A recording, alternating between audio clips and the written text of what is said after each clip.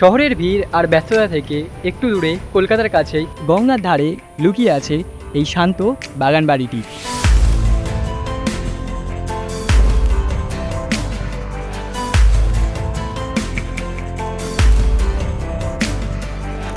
চারিদিকে গাছপালা, গঙ্গার হাওয়া আর নিরিবিলি পরিবেশে ভরা এই জায়গাটিতে একসময় কাটাতেন অবনীন্দ্রনাথ ঠাকুর ও ঠাকুর পরিবার। আজও এই ঐতিহাসিক বাগান বাড়ির প্রতিটা কোণে বহন করে চলেছে পুরনো দিনের স্মৃতি আর বাংলার ইতিহাসের ছোঁয়া। তাই একদিনের ছোট ছুটিতে যদি শহরের কোলাহল থেকে একটু শান্তি খুঁজতে চান, তাহলে ঘুরে যেতেই পারেন গঙ্গার ধারের এই অবনীন্দ্রনাথ ঠাকুরের ঐতিহাসিক বাগান বাড়িতে। আপনারা যারা আমাকে চেনেন না, আমি প্রসূন, আর আপনারা রয়েছেন আমার চ্যানেল নোমেরিক প্রশ্নে। তাহলে চলুন আর দেরি না করে আজকের এই সুন্দর যাত্রাটা চালু করা যাক।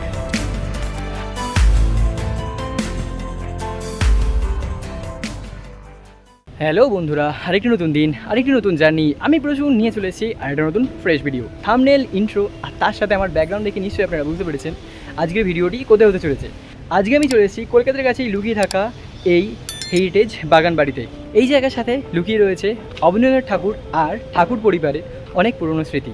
তো আজকের এই ভিডিওতে আমি আপনাদেরকে ঘুরে দেখাবো এই সুন্দর হেরিটেজ হাউসটি।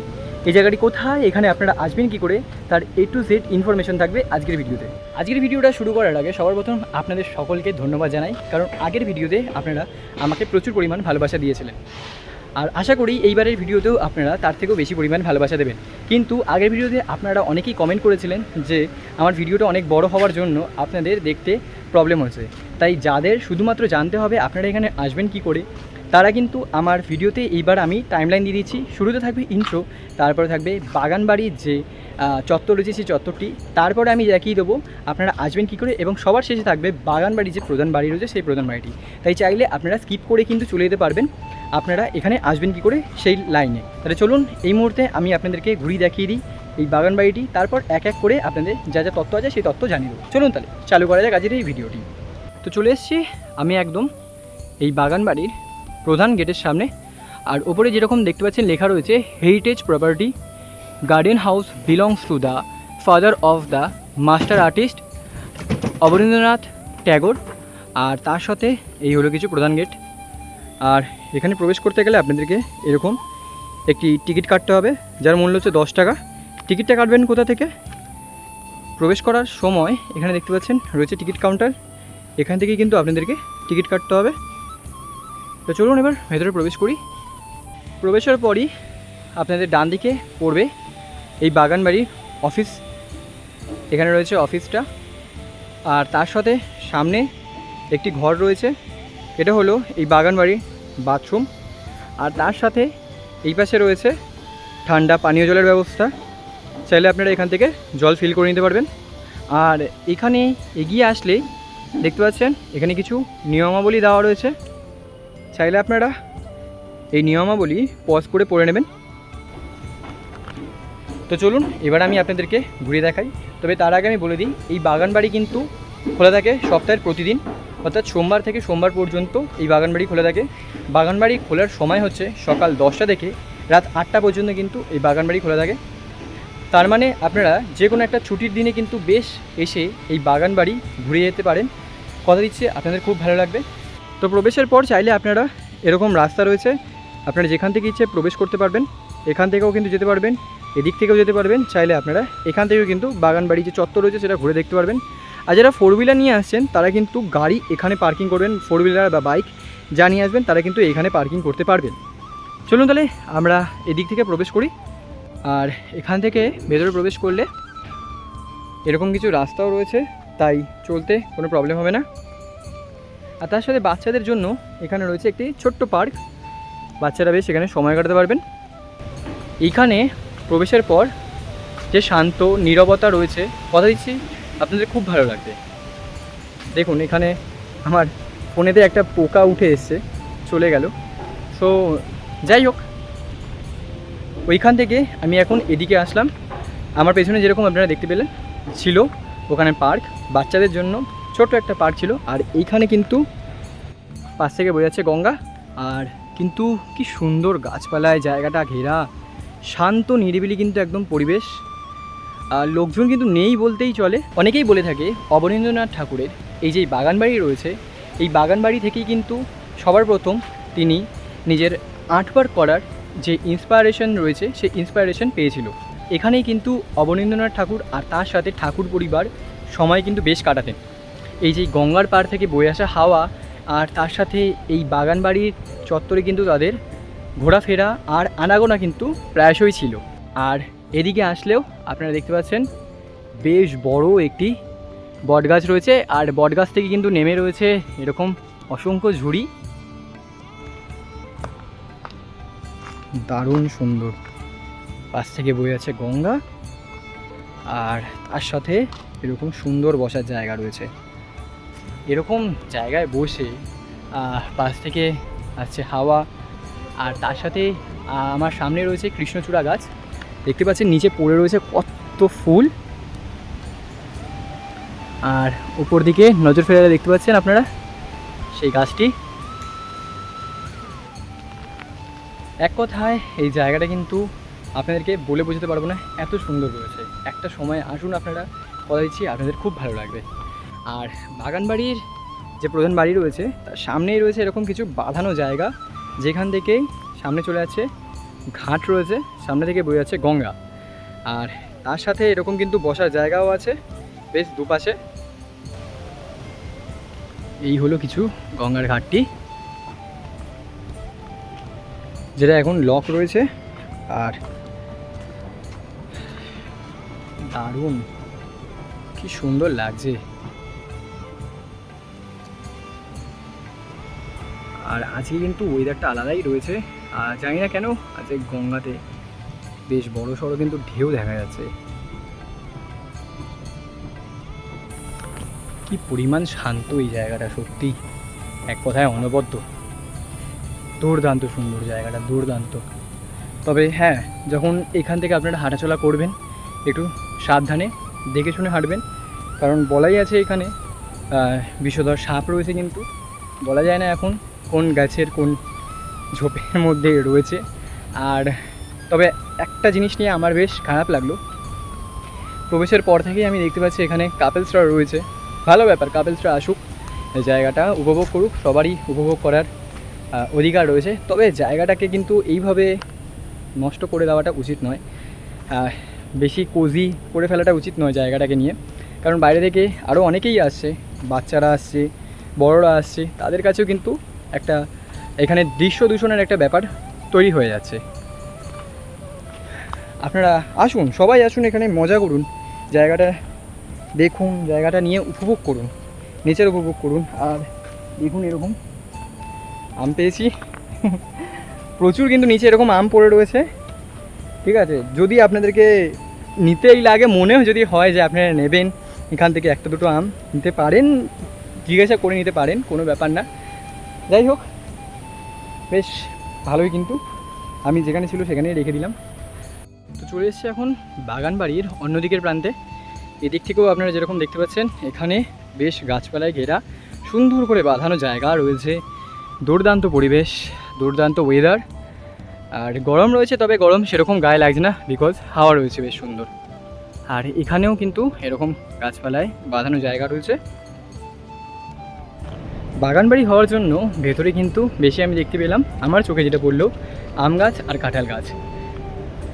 আর এখানে আই গেস হয়তো ওই গোলাপ খাস কাইন্ড অফ নাম কিছু আলা আম গাছ রয়েছে, যেটা দেখলে আপনারা বুঝতে পারবেন। এই যে দেখুন এখানে রয়েছে, পুরো একদম টকটকে লাল হয়। শীতকালে কিন্তু এই জায়গাটায় লোকজনই কিন্তু প্রচুর পরিমাণে বেড়ে ওঠে। এখন গরমের সময়, তার জন্য এখানে সেরকম এক লোকজন নেই। আর তার সাথে গরমের কিন্তু বিকেলে কিন্তু আপনারা এখানে লোকজন দেখতে পারবেন, তবে এখনও পর্যন্ত কিন্তু এখানে অনেক কম লোকই কিন্তু এসে ভিজিট করে। আর ওইখান থেকে চলে এসছে এখন এদিকে। এইখানে কিন্তু ছিল একটি গ্রিন হাউস তৈরি করা ছিল, যেখানে নানান ধরনের ছোটো ছোটো গাছ কিন্তু চাষ করা হয়েছিল। তবে এখন এই মুহূর্তে এই জায়গাটা বন্ধ রয়েছে। জায়গাটা সুন্দর, তবে আমার মনে হয় জায়গাটার আরও দেখাশোনার দরকার। এখানে আরও বেশি পরিমাণে এই জায়গাটার ওপর আরও বেশি ফোকাস করা উচিত। এটা একটি হেরিটেজ। 2007 সাল নাগাদ কিন্তু এই জায়গাটি হেরিটেজ হিসেবে স্বীকৃতি পায় ভারত সরকারের কাছে। আর তারপর থেকেই এই জায়গাটা দেখাশোনা করা হচ্ছে ভালো মতন। তবে আমার মনে হয় আরও বেশি পরিমাণে এই জায়গাটার উপরে নজর দেওয়া উচিত, তাহলে এখানে লোকজন আসতেও আগ্রহ হবে আর তার সাথে জায়গাটা আরও সুন্দরভাবে পারফর্ম করবে। আর এই প্রধান বাগান বাড়ি চলে এসছে এখন আমরা পেছন দিকে। আর পেছন দিকে আসলে এখানে রয়েছে একটি অ্যাকোরিয়াম তৈরি করা হয়েছে।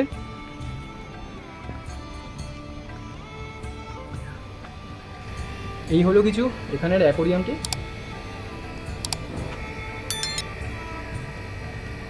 আর এখান থেকে বাগান বাড়িটা কিছু আপনারা এরকম দেখতে পাবেন। তবে এইখানে যে আপনারা দেখতে পাচ্ছেন চেন দেওয়া রয়েছে, এর পার কিন্তু আপনারা যাবেন না। যেখানে যেখানে এরকম চেন দেখতে পাচ্ছেন সেখানে পার করে কিন্তু আপনারা যাবেন না। আর এই পাশে চলে আসলাম। এই পাশে আসলেও এখান থেকে দেখতে পাচ্ছেন রয়েছে একটি শিবের বড় মূর্তি ওপরে তৈরি করা হয়েছে। ওখান থেকে নিচে দেখতে পাচ্ছেন কিছু পাথর রয়েছে। আই গেস হয়তো ওখান থেকে জল পড়বে, এরকম নেমে আসবে, খুব সুন্দর লাগবে। এখন এই মুহূর্তে সেটা বন্ধ রয়েছে। আর হ্যাঁ, যখন এখানে কোনো প্রোগ্রাম বা বড় সড়ো কোনো বাবারে বাবা বলতে বলতে আম পড়েছে, আর এখানে কোনো প্রোগ্রাম হলে তখন কিন্তু এই জায়গাতে আয়োজিত করা হয়। আর এখানে দেখুন একটি কাঁঠাল হয়েছে, কাঁঠাল গাছ রয়েছে। বাপ রে বাপ, কত কাঁঠাল হয়েছে।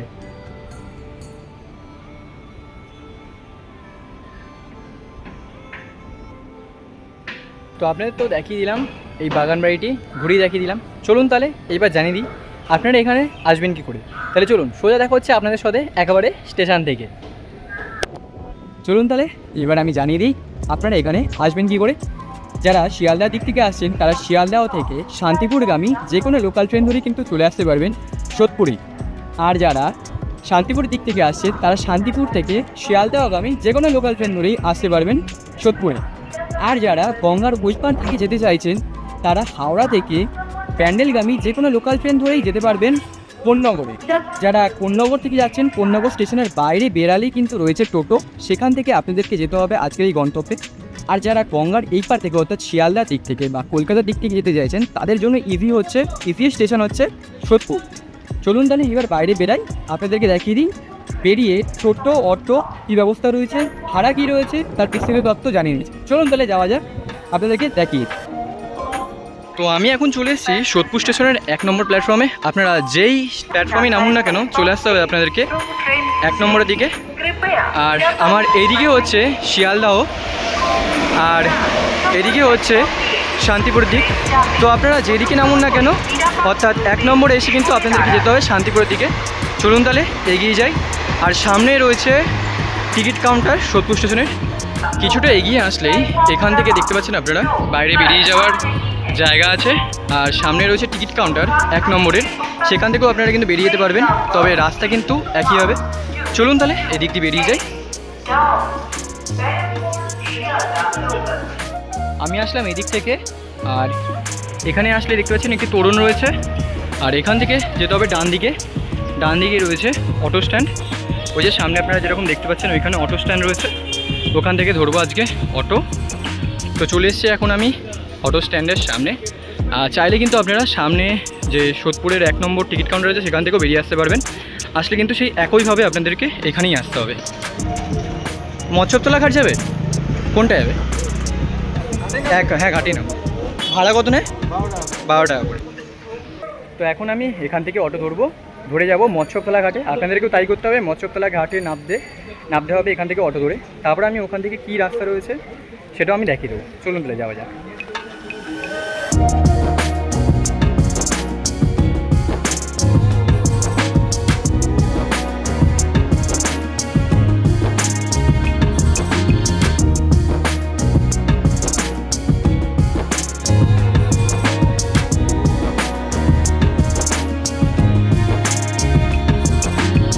এখান থেকে কেটে নিলাম টিকিট। এই হলো টিকিট। জনপ্রতি ভাড়া পড়ছে 8 টাকা করে। চলুন এবার যাই।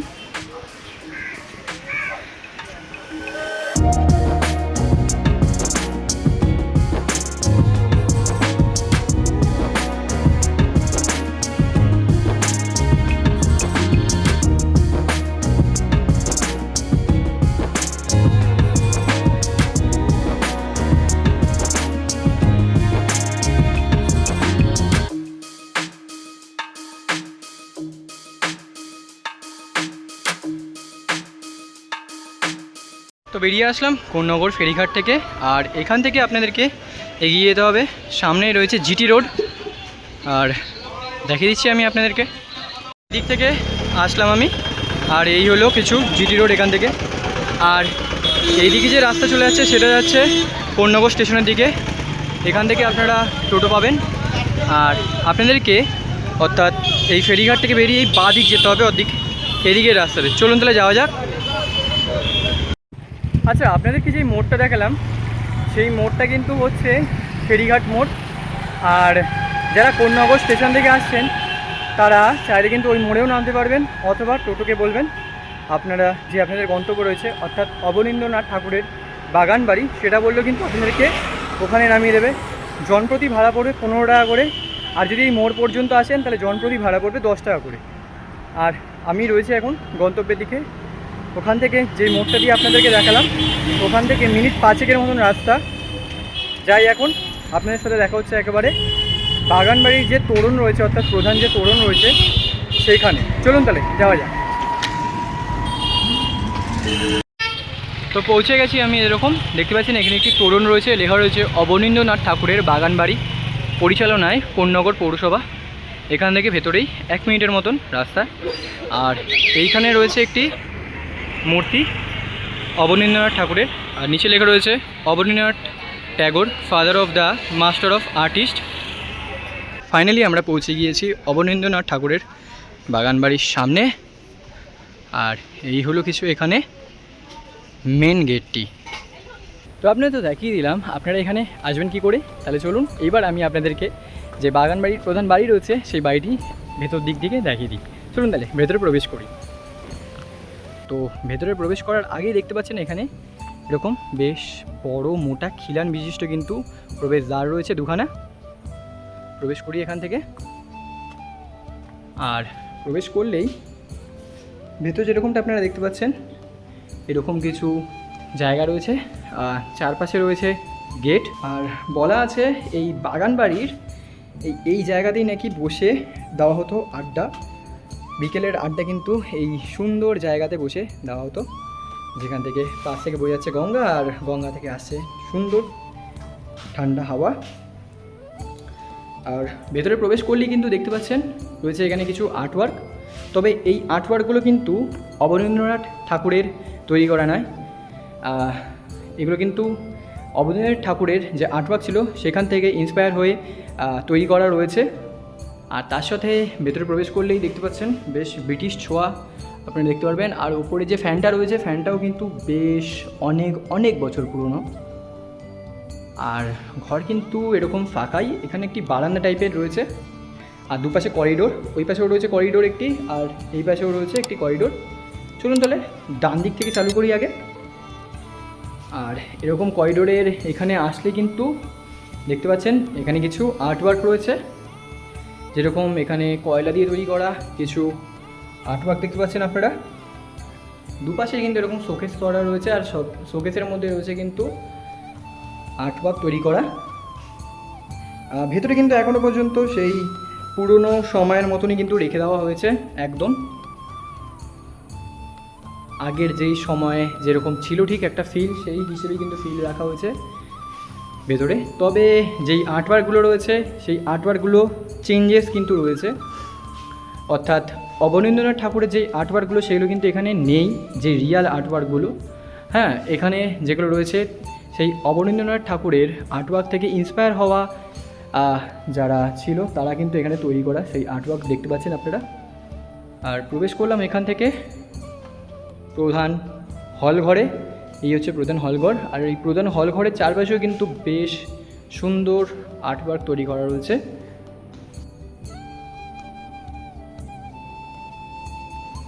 আর এখানেও আরেকটি ছবি রয়েছে, লেখা রয়েছে যেরকম নিচে অবনীন্দ্রনাথ ঠাকুরের ছবি হইতে অনুপ্রেরিত।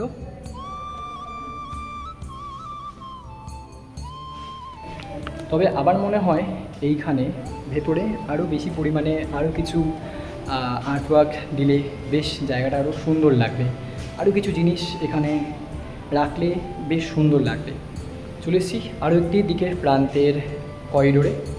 আর এখানেও রয়েছে কিছু তৈরি করা আর্টওয়ার্ক। তো আপনাদের তো এই বাগান বাড়ির যে প্রধান বাড়িটি রয়েছে সেই বাড়িটি আমি ভেতর দিক থেকে দেখালাম আর জানিয়ে দিলাম আপনাদেরকে যা যা তথ্য ছিল সেই তথ্যগুলো। আশা করি আপনাদের ভিডিওটা ভালো লেগেছে। যদি ভালো লেগে থাকে তাহলে অবশ্যই কিন্তু ভিডিওটা লাইক করতে হবে, আর চ্যানেলে নতুন হয়ে থাকলে চ্যানেলটি সাবস্ক্রাইব করতে কিন্তু একদম ভুলবেন না। আর যদি আপনাদের কোনো রকম কোনো কোয়ারি থাকে তাহলে অবশ্যই আমাকে কমেন্ট করে জানাবেন, তার উত্তর আমি অবশ্যই আপনাদেরকে দেবো। তো চলুন আজকের মতন ভিডিওটা এখানে এন্ড করা যাক, আবার দেখাবো অন্য কোনো ভিডিওতে। ততক্ষণের জন্য ঘুরতে থাকুন, ভালো থাকুন, টাটা।